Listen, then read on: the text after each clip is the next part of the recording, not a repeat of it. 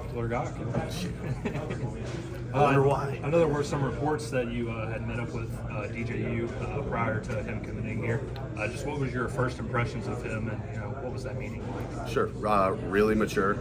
He had the character and the personality of somebody that fits our program. Somebody that can add immediate value to the quarterback room, and that's even just stripping away the physical ability he has, just the way that he interacted with me. You can tell he's a charismatic guy that cared about relationships, and ultimately those are the type of kids that we want to bring here.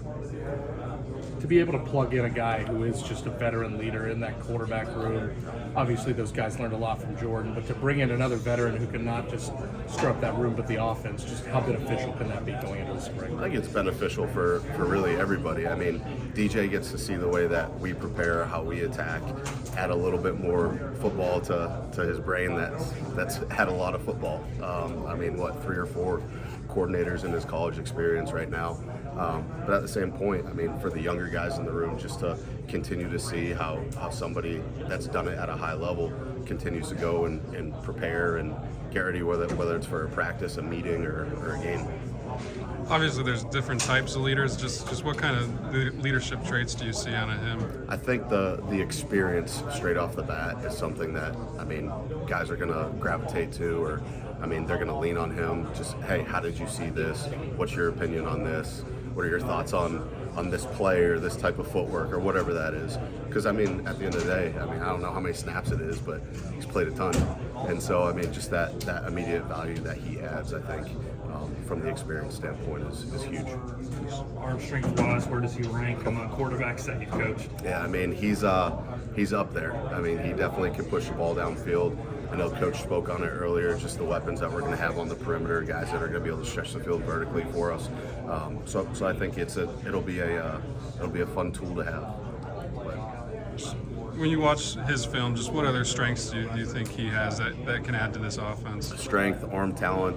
Obviously, he's a big quarterback, so there's that added dimension of durability. And he moves pretty well for a big guy. Short yardage should be pretty fun too. So, with the experience that Brock got last year, just what did you see from those moments that you liked, and what are some things that he can take from that to improve on?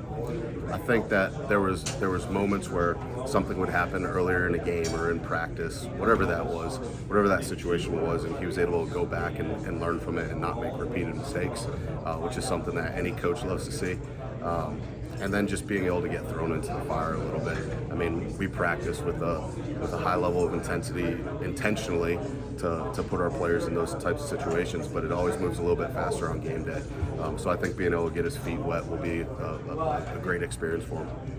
I know coaches are kind of similar players in the fact that they're always trying to learn and grow. Have you maybe learned anything from DJ U? You mentioned all the coaches and coordinators that he's played for. Has he kind of taught you anything? Sure. Just as we've kind of gone through early installs, I've just asked him how he's done things in the past.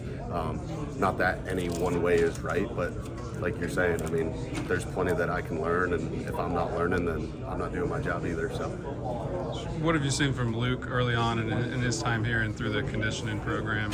Competitive.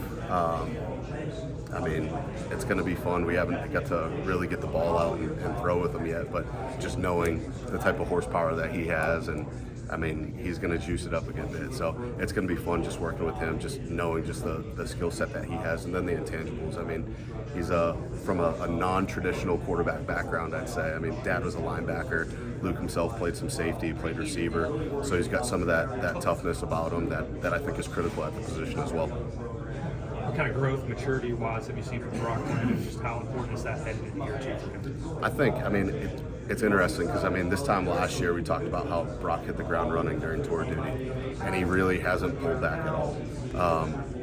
Was still out competing every single day. The way that he's prepared, trying to get extra work in, and trying to continue to establish himself with teammates in a leadership role. And I think that, I mean, for anybody, we talk about it in our room all the time. I got 6 guys, okay? All of them are going to lead in a different type of way, but you got to lead in a way that's most genuine to you, because your teammates are going to be the first people that are going to be able to see through that. And I think he's done a really good job with that this offseason. What was kind of the last couple games like for him in terms of what you saw, just in terms of his growth and mindset moments? Just for Brock? Yeah, for Brock. I think the experience, you've heard me talk about reps before.